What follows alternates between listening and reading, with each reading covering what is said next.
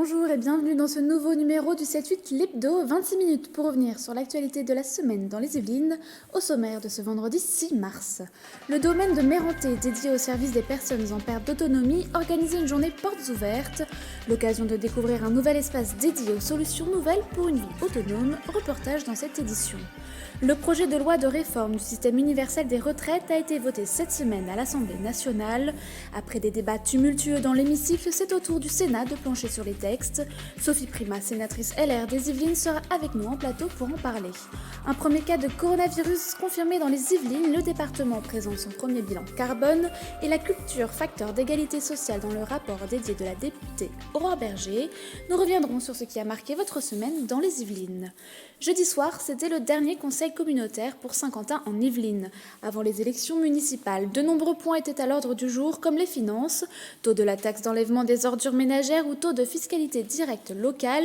Ce dernier taux n'augmentera pas en 2020. Concernant les travaux, la construction d'un parc relais de 900 places à la gare de La Verrière a été approuvée. Un parking qui sera gratuit avec le pass Navigo annuel. Coût des travaux 13,7 millions d'euros, des travaux qui devraient débuter en juin 2020. Elles sont plus de 107 000 dans les Yvelines et représentent plus de 7% de la population, les personnes âgées de 75 ans ou plus. Un nombre qui devrait encore s'accroître avec le vieillissement de la population et qui pose la question du maintien à domicile. Au domaine du Mérenté à Manille-les-Hameaux, les professionnels du secteur étaient réunis pour présenter leurs technologies et astuces. Un reportage de Nicolas Kirilovitz. C'est une réalité qui touche de plus en plus de Français. Avec l'âge et les difficultés corporelles qui s'accumulent, il devient très difficile de réaliser les gestes les plus simples. Voilà, une facilité d'ouverture de porte, simplement avec l'aide d'une carte. Voilà, ce qui est très pratique pour des personnes à mobilité réduite. Ouvrir une porte, s'évoler ou encore déplacer des objets, le quotidien peut tourner à l'enfer lorsque la perte d'autonomie s'accélère. Heureusement, aujourd'hui, une série de technologies et d'outils existent pour soulager les concernés. L'idée, c'est de montrer qu'on peut aussi rester à domicile malgré parfois de très gros handicaps ou des maladies comme Alzheimer, avec pas forcément du personnel 24 heures sur 24, mais grâce à des outils qui, du coup, vont permettre ce maintien à domicile. Réunis au domaine du Mérenté pour ces portes ouvertes, les professionnels de santé et de l'habitat de Saint-Quentin en Yvelines ont pu ainsi présenter leurs solutions pour continuer à vivre chez soi. Pour les personnes qui n'ont qu'une main, qui n'arrivent pas à se servir des deux mains, ça c'est des systèmes antidérapants, donc ça évite. Principalement visés par l'opération, les personnes âgées bien sûr, mais les aidants aussi. La personne a des grosses difficultés à se relever ou à même s'asseoir. Ça peut être intéressant si on peut avoir des références. Donc là, le monsieur m'a donné sa carte, parce qu'effectivement, si je vais à la pharmacie, on ne m'a jamais proposé ça à la pharmacie.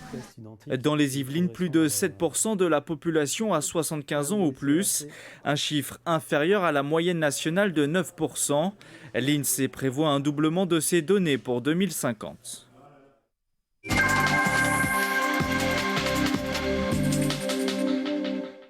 En conséquence, est considéré comme adopté le projet de loi instituant un système universel de retraite.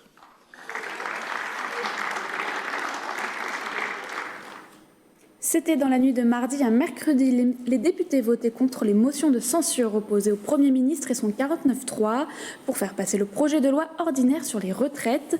Un débat dans une Assemblée nationale tendue depuis le début de l'examen de la réforme des retraites et ses plus de 40 000 amendements. Le projet de loi ordinaire est donc adopté en première lecture et va poursuivre son chemin au Sénat. Le projet de loi organique, quant à lui, a été adopté jeudi par 98 voix contre une, les oppositions de gauche et LR ayant quitté l'hémicycle. On rappelle l'objectif du gouvernement qui est de faire passer la loi avant l'été. Sophie Primas, vous êtes avec nous, bonjour. Bonjour. Alors vous êtes sénatrice Les Républicains des Yvelines et notamment présidente de la Commission des affaires économiques.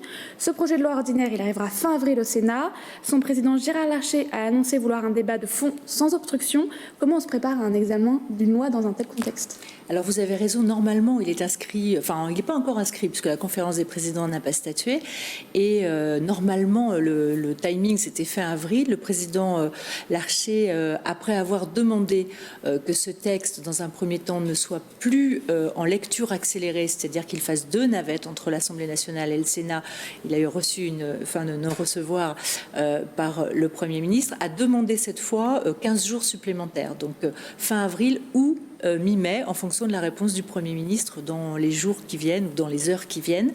Nous abordons la lecture de ce texte avec responsabilité, puisqu'en fait, on a bien vu qu'en raison à la fois de l'attitude du gouvernement et de l'attitude des oppositions et de l'extrême gauche en particulier à l'Assemblée nationale, on a assisté à tout, au jeu du cirque, mais sûrement pas à un débat apaisé et responsable sur probablement une des réformes les plus importantes de ce quinquennat, puisque ça engage pratiquement 15%, 14% du budget de l'État chaque année.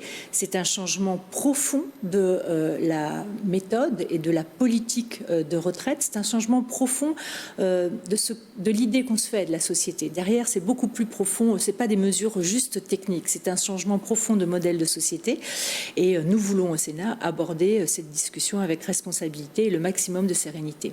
On parle du contexte tendu qu'il y a eu au Parlement, mais également dans la société avec les nombreuses manifestations. Donc ça rajoute encore plus à l'importance de la loi et de sa symbolique quelque part. Mais vous voyez, encore une fois, c'est une réforme qui est très importante parce qu'elle bouscule fondamentalement le modèle de société. Donc on est dans une méthode qui est effroyable, c'est-à-dire qu'on réfléchit pendant 2 ans, on nomme un haut commissaire qui vous donne un rapport. Ce rapport, indépendamment des péripéties liées à M. Delevoye et ses activités, ce rapport finalement, il est jeté à la poubelle aussitôt arrivé. On relance des concertations en huis clos. On ne met pas le Parlement à l'intérieur des discussions. On n'écoute pas, on n'écoute personne. Et on arrive à l'Assemblée nationale avec un texte qui n'est pas terminé. Et preuve qu'il n'était pas terminé, c'est que le gouvernement lui-même, au fil de la discussion, apporte des amendements dans la nuit qui précèdent les discussions, etc. Donc, ce n'est pas ficelé. Le financement, qui est quand même un sujet majeur, n'est pas réglé. Et tout ça, ça apporte de la confusion. Tout ça, ça apporte de la peur. Et chacun d'entre nous, en fait, est anxieux de savoir pour son propre cas ce qui va se passer, pour le cas de ses enfants ce qui va se passer. Et encore une fois, ça bouscule tellement notre modèle de société que je pense que c'est une discussion qui a été mal engagée. Alors justement, le financement, c'est un point important. Mercredi, au Palais du Luxembourg, vous receviez 3 économistes qui analysaient un peu ce système. Et le financement, c'est quelque chose qui pointait, qui les rendait un peu inquiets. Est-ce que c'est quelque chose sur lequel vous allez particulièrement discuter au Sénat ? On va particulièrement discuter si on en a les moyens. Et vous savez que le Conseil d'État a été très sévère avec le texte, le projet de loi du gouvernement, en disant qu'il n'était pas financé et qu'on n'avait pas du tout d'informations dans l'étude d'impact sur son financement. Encore une fois, c'est pratiquement 15% du budget chaque année. Donc c'est quelque chose de majeur dans le financement. Vous avez une étude très intéressante qui est parue hier, qui indique que le trou à combler de la sécurité sociale ne serait pas de 17 milliards, mais de 30 milliards à l'horizon 2030. On voit bien donc qu'on a besoin de sérénité, on a besoin vraiment que cette retraite, au-delà de son modèle, soit financée. C'est quand même le sujet numéro 1. Alors je sais que le président de la République, dans son allocution sur les retraites, a dit qu'il n'était pas question d'argent entre nous et que tout ça, c'était pas prioritaire. Ce qui était prioritaire, c'était la réforme de fond de la retraite et de son modèle. Moi, je crois que c'est tout à fait l'inverse. Le sujet numéro 1 pour les Français, c'est de savoir s'ils vont pouvoir toucher une retraite dans les années qui viennent, si leurs pensions vont être baissées ou si elles vont être stables, si elles sont stables, sur quel indice elles vont être indexées, et de savoir comment tout ça est financé par le budget de la sécurité sociale et par le budget de l'État. Pour revenir aux 15 jours qui ont été demandés de délai par le président du Sénat, c'est aussi par rapport à la conférence financement, justement, qui réunit les partenaires sociaux, donc que ce soit les syndicats du patronat et des salariés. Et donc, le rapport concernant l'équilibre financier du système de retraite doit être remis fin avril. C'est quelque chose sur lequel vous comptez vous appuyer? Bien sûr, c'est quelque chose qu'on demande. Encore une fois, on ne peut pas mener cette réforme sans avoir, avec les yeux fermés. On ne peut pas, c'est impossible. Et donc, je pense que la demande du président du Sénat, à défaut de ne pas avoir obtenu la fin de la procédure accélérée, c'est le minimum. C'est le minimum pour que le Parlement puisse discuter sereinement, avec responsabilité, d'une loi encore, je le dis encore, qui engage une partie conséquence de notre budget et qui engage un modèle de société. En fait, la difficulté de cette réforme, c'est qu'elle fait les deux en même temps. C'est-à-dire qu'elle vise, il faudrait qu'elle vise à arriver à l'équilibre des retraites, qui est la seule chose qui permet de la pérennité des retraites et la stabilité et la sécurité des retraites. Et en même temps, le gouvernement veut un changement de modèle. Je crois que ces deux éléments-là, ensemble, c'est trop. Alors, la procédure est encore plus accélérée avec ce fameux 49.3. Oui. Est-ce que le Sénat peut amener à se montrer comme un véritable contre-pouvoir finalement sur cette réforme? Oui, mais d'ailleurs, c'est le rôle du Sénat d'être contre-pouvoir. Le président Larcher dit souvent, on n'est pas anti-pouvoir, on est contre-pouvoir. Et on voit bien là le rôle du Sénat qui ne peut pas être soumis au 49.3, il peut être soumis à ce qu'on appelle un vote bloqué, c'est-à-dire qu'au bout d'un moment, si le gouvernement trouve que les choses sont trop lentes ou ne vont pas dans leur sens, ils peuvent faire un vote bloqué. Mais là, je crois que ce serait une provocation telle qu'ils n'en mesureraient pas les conséquences. Donc, on va avoir le temps au Sénat et on prendra le temps de discuter point à point et aussi de proposer des alternatives, bien sûr. C'est notre rôle de sénateur à chaque fois d'essayer d'apporter un peu de raison, d'apporter un petit peu d'apaisement dans l'examen des lois.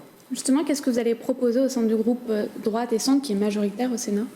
Alors, je n'ai pas encore la feuille de route exacte de ce que la Commission des affaires sociales va exactement proposer, parce que le modèle que nous défendons de réforme des retraites est un modèle totalement différent. Donc, je ne sais pas encore si la Commission des affaires sociales au Sénat va proposer un changement total de paradigme ou si nous allons essayer d'améliorer le texte du gouvernement en acceptant le principe de sa modification. Mais nous, notre credo depuis le début, c'est de dire la vérité aux Français, c'est de dire qu'il n'existe que 3 paramètres pour équilibrer les retraites, qui sont l'âge de départ, le niveau des retraites et le niveau de cotisation. Si on prend le niveau des retraites, eh bien pour équilibrer le système, il faudrait baisser les retraites de 2,5%. Donc ça, je pense que socialement, c'est juste impossible et politiquement juste impossible. Si on prend le niveau des cotisations patronales, il faudrait augmenter les cotisations patronales d'1,5%. Et ça, dans le contexte économique, dans la recherche de compétitivité pour les entreprises, ce n'est pas possible, d'autant que nos prélèvements sociaux sont parmi les plus élevés d'Europe. Il ne reste donc que l'âge. Et je crois que depuis le début, au lieu de parler d'âge pivot, d'âge ceci, d'âge cela, il faut simplement dire aux gens qu'il va falloir travailler un petit peu plus longtemps. Alors on arrive à la fin de cette entretien, mais avant de se quitter, actualité oblige, je voulais faire un petit mot sur le coronavirus. Il continue de se répandre en France et même dans les Yvelines avec des cas déclarés jeudi. Nous reviendrons sur cette information dans cette édition, mais avec vous, je voulais aborder la question économique, car on voit que cette crise sanitaire a des conséquences économiques internationales. À quoi peut-on s'attendre en France, tout simplement? Écoutez, moi, je pense que les effets économiques vont être à la fois immédiats et vont être de longue durée. On a des effets immédiats qui sont d'abord la diminution du nombre d'étrangers qui viennent en France. Donc ça a des impacts immédiats sur le tourisme. La Commission européenne a indiqué que depuis début janvier, on avait déjà perdu 2 milliards sur l'ensemble de l'Europe. Mais ça a des impacts aussi sur l'activité française. Et je pense en particulier à tout ce qui est hôtel-restaurant, tout la société de loisirs, de culture, l'événementiel, les traiteurs, qui aujourd'hui ont des reculs de chiffre d'affaires allant jusqu'à 70-80%. Donc on est là dans un effet interne à la France qui est très violent, extrêmement violent. Et le gouvernement a pris des mesures. Moi, je lui rends hommage, j'allais dire, d'avoir sorti ce que j'appelle le kit gilet jaune. Mais ce sont des entreprises qui sont extrêmement fragilisées et dont on peut douter de la pérennité aujourd'hui dans le temps, parce qu'elles ont eu la crise des gilets jaunes, elles ont eu les violences dans les centres-villes qui ont duré très très longtemps, elles ont eu la réforme, les émeutes, j'allais dire, liées à la réforme des retraites au mois de décembre. Et là, les effets du coronavirus, moi je suis pour ma part assez inquiète. Merci Sophie Prumel d'être venue sur ce plateau. Je le rappelle, vous êtes sénatrice Les Républicains des Yvelines et présidente de la Commission des affaires économiques. On passe au reste de l'actualité de la semaine.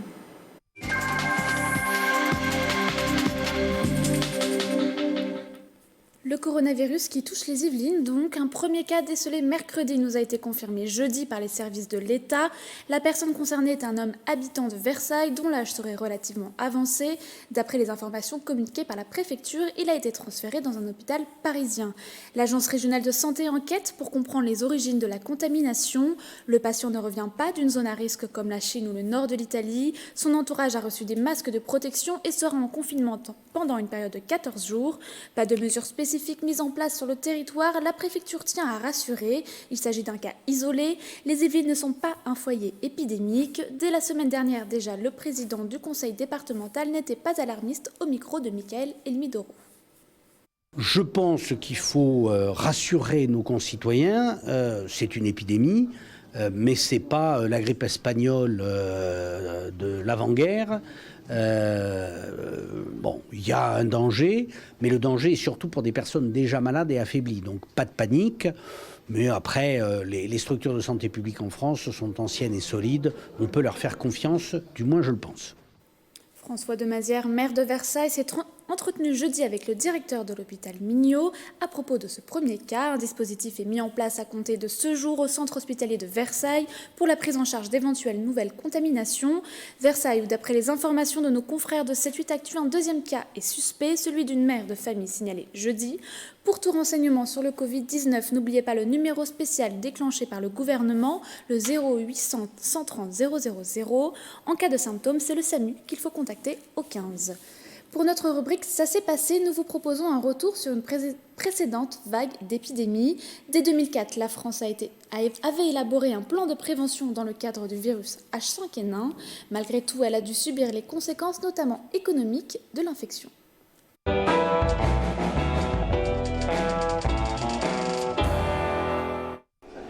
Un peu plus de 6 mois maintenant que les temps sont difficiles pour cette société d'abattage de volailles. Habituellement, l'abattoir vend entre 1200 et 1500 volailles par semaine. Aujourd'hui, les ventes ont chuté à 400 pour les mauvaises semaines, 800 quand l'actualité n'évoque plus la grippe aviaire. En France, pour le moment, il n'y a pas de risque parce que tout est contrôlé. Il y a les services sanitaires, il y a les services vétérinaires, les éleveurs sont contrôlés fréquemment. Donc, je ne pense pas qu'il y ait de risque. C'est une psychose, quoi. Il y a une peur. C'est clair, il y a une peur, donc ça joue dessus, ça joue sur le moral. Les consommateurs, depuis quelques mois, deviennent plus prudents. Des affichettes ont été posées à côté de la caisse afin de les rassurer, mais beaucoup tout de même préfèrent directement interpeller les employés. De temps en temps, ouais. Ils me disent qu'il n'y a pas de souci, il n'y a pas de problème. Je leur dis s'il y aurait des soucis, la porte ne serait pas ouverte. 80% des transactions de cette entreprise concernent directement le poulet, un véritable manque à gagner depuis que la grippe aviaire fait des victimes dans le monde. Depuis les vacances d'été, cet établissement a travaillé seulement 6 semaines pleines, notamment pendant le Ramadan et les festivités de Noël. Le gérant s'est donc séparé de certains collaborateurs. On a fait à peu près 50 à 60% de pertes depuis le mois de septembre. Donc on a dû séparer de deux employés. Voilà quoi. Et ce ne sont pas que les sociétés d'abattage qui souffrent. Déjà, certains des négociants avec lesquels il avait l'habitude de travailler ont mis la clé sous la porte.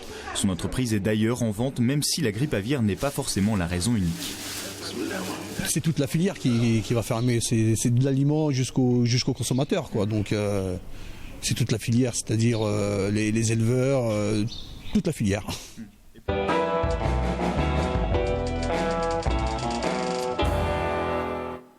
La mobilisation contre la réforme des retraites s'est poursuivie mardi. Mardi matin, donc, des salariés de Thales, CRMA, Renault et Airbus se sont rassemblés dans la zone d'activité de la Clé-Saint-Pierre à Élancourt. Plusieurs revendications, le retrait de la réforme, l'augmentation des salaires et contester la suppression des postes annoncés chez Airbus. Les explications au micro de Patrick Jacques de Dixmude. Thalès, aujourd'hui c'est une pompe à billets énorme. On a eu les chiffres d'ailleurs il y a quelques jours là, au niveau du groupe. Tout le monde est content, sauf nous. Voilà. La convention nationale collective de la métallurgie est en cours de renégociation et là on constate une baisse du socle social énorme. Aujourd'hui le patronat essaie de mettre dans la convention qu'on sera payé au poste. Aujourd'hui vous êtes ingénieur, vous gagnerez X euros par mois, et bien demain vous ne serez peut-être plus ingénieur, on vous donnera un autre poste, de petit ingénieur, on va appeler ça comme ça, et vous gagnerez moins. Le premier tour des élections municipales aura lieu le dimanche 15 mars prochain. Les candidats avaient jusqu'au 27 février pour déclarer leur liste complète à la préfecture et dans les Yvelines, elles sont 490. Les étiquettes sont fidèles à l'histoire politique du département, plutôt ancrée à droite. 91 listes divers droite et 41 divers centre. On note tout de même 45 listes divers gauche et 30 listes divers sans étiquette. Enfin, c'est une certitude, il n'y aura qu'un seul tour dans 74 communes du département qui comptent une ou deux listes. Données complètes à retrouver sur le site de la préfecture des Yvelines. Le département des Yvelines qui a présenté son premier bilan carbone. Il a été dressé par la collectivité avec l'accompagnement d'un cabinet de conseil depuis le deuxième semestre 2019. Les 8 principales sources d'émissions de gaz à effet de serre ont été dévoilées. Achat de fonctionnement, amortissement de la voiture. Et en tête, ce sont les collèges qui occupent les 3 premières places. Déplacement des élèves responsables de 21% des émissions. Énergie des bâtiments et encore repas scolaires pour 16 et 15%. Le département a intégré cet enjeu environnemental au cœur de sa stratégie pour améliorer ce bilan carbone, propos recueillis par Michael Elmidoro. On va tout faire pour qu'il y ait et la quantité et la qualité. Puisque vous évoquez les collèges, on veut surseoir au programme de reconstruction ou de construction de 9 collèges, de façon à en faire des collèges écologiques et en particulier en structure bois. Donc on prend du retard. Mais nous nous efforcerons néanmoins de financer ces 9 collèges. C'est vrai que ça risque de nous coûter un peu plus cher, mais on fera cet effort. La culture pour tous, c'est la thématique du rapport parlementaire remis par la députée LREM yvelinoise Aurore Berger le mois dernier. 60 propositions parmi lesquelles l'inscription des droits culturels dans la Constitution, l'introduction de la santé culturelle dans le carnet de santé et encore le déploiement de malles à lire dans les lieux d'accueil de la petite enfance. Pour cela, elle a contacté 450 acteurs culturels dans 25 départements, dont les Yvelines. C'était vraiment une volonté d'aller sur tous les territoires, du plus rural au plus urbain, évidemment aussi dans les Yvelines, à Saint-Quentin-en-Yvelines, au Théâtre National de Saint-Quentin-en-Yvelines, à Bennes, où là vous avez une configuration différente puisque c'est une structure qui est soutenue par la municipalité. Vous allez avoir à la fois du théâtre mais aussi le cinéma, évidemment aussi par exemple Catherine Pégard qui préside le château de Versailles, donc des acteurs très différents même sur notre territoire. L'intégralité de cette interview est à retrouver dans le 7-8 journal du mardi 3 mars en replay sur notre site internet ou notre application mobile. Et justement, nous vous proposons de découvrir cet établissement de Bennes, la Barbacane. Ce centre culturel mène plusieurs actions tout au long de l'année, notamment des représentations théâtrales ouvertes aux scolaires. Aurélie Ronce.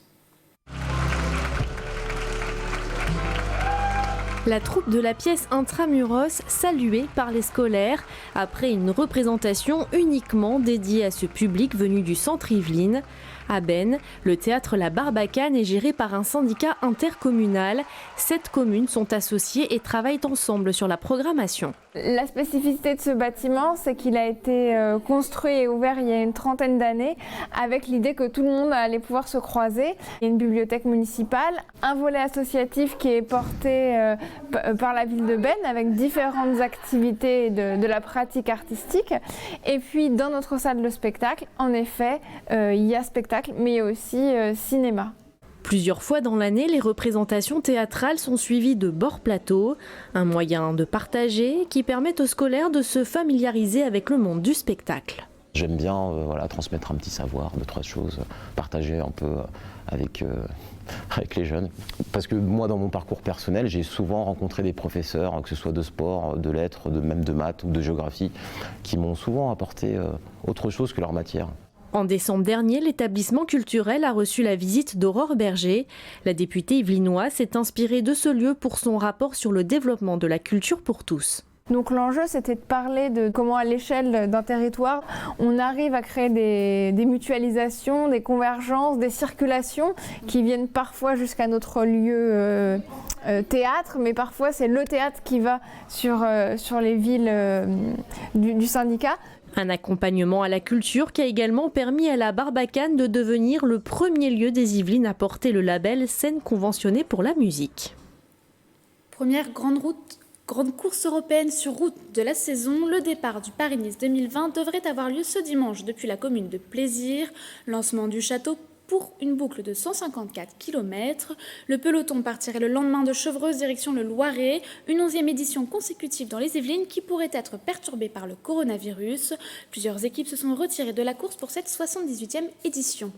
Et on en arrive à la fin de ce numéro du 7-8 l'hebdo. Merci de nous avoir suivis. On se quitte avec des images de la Seine en crue tournée vendredi matin du côté de Poissy. Retour de votre information locale dès lundi avec le 7-8 journal. En attendant, bon week-end sur TV78.